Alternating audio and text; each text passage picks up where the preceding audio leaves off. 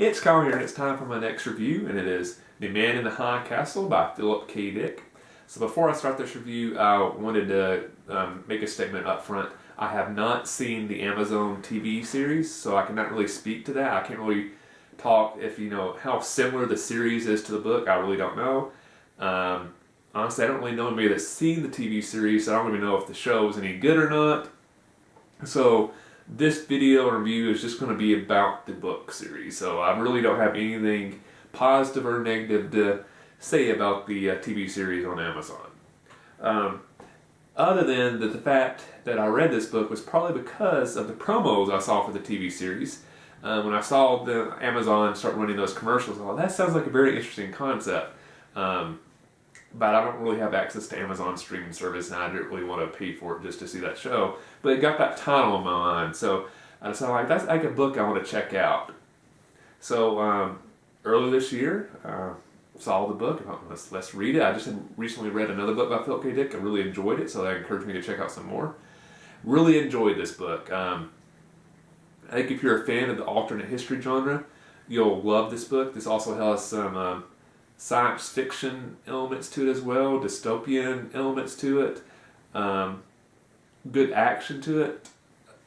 So it's a great book.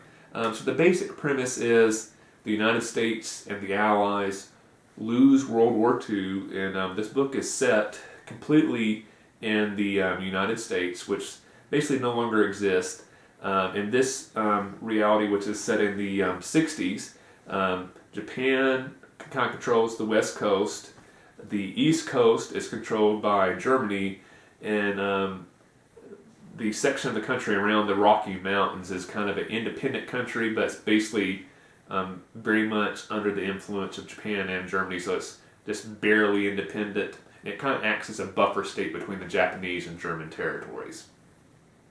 And the characters are really the people that are primarily American, but you also have some Japanese and some European characters and how they're existing in this reality.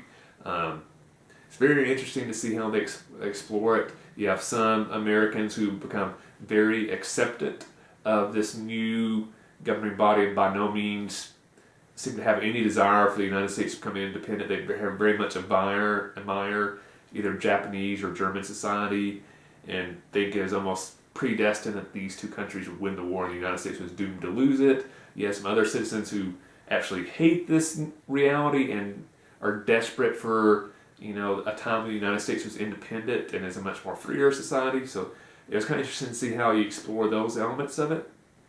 There was some great action. There's this kind of central mysterious plot point throughout the book that various characters are coming from different perspectives, and it's kind of interesting to see how that's resolved at the end. The title of the book is based on this book that's written within this book. So they're basically within this world that this book exists. Somebody has written a book that's hugely popular but very controversial about the United States and the Allies winning World War II. So it's basically an alternate history book within an alternate history book.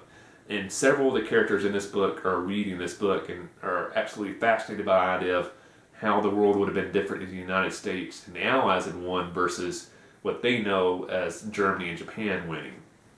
And the author of the book, in his description in the back of, it always talks about where, like people mention, like, the author of this book lives in LA or Portland or Chicago or whatever. It mentions that this author kind of lives in this compound, I believe in the Dakotas, and it's kind of this remote house he's built that's very fortified to protect him from anybody that might try to hurt him because of this controversial book, and he's termed it as his High Castle. So the Man in the High Castle is basically the nickname for the author who wrote this very controversial book. So it's an interesting way to come about the title. But so basically, I would like to say, if you like alternate history, check this book out. My personal opinion on it, I thought the book was very good, not quite great. And the reason I didn't think it was quite great, I wasn't a huge fan of how Philip K. Dick ended the book. I would say, like the first 85% of it, absolutely loved, was very fascinated about, and I thought the ending became a little bit too much philosophical, where the majority of the book was very action driven and a character would take this action and it would have a consequence and it would lead to the next plot point, where I felt like the last 30 or 40 pages of the book kind of delves into more the philosophy of this new society and impacts of Asian culture blending with American culture and this kind of new religion that's kind of springing up around it, kind of stuff like that. So, which wasn't bad, I just didn't think it was the best way you could have ended this book.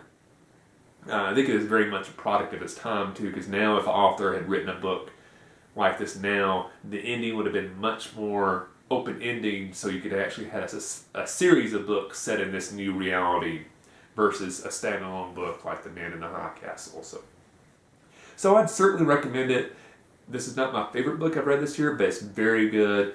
Like I said, I think if you enjoy the alternate history genre, this is a book you probably need to check out. So that's my review of The Man in the High Castle by Philip K. Dick. In the comment section below, let me know if you've seen the TV series. Let me know what you thought, if you thought it was good, if it's not, how it compares to the book if you have read the book. Please just try to avoid any plot spoilers, because I'd hate for somebody that might be thinking about reading the book and see the comments and something that's happened in the TV series might spoil the book for them. So just keep that in mind. But anyway, hope you enjoyed the review, and I'll see you next time.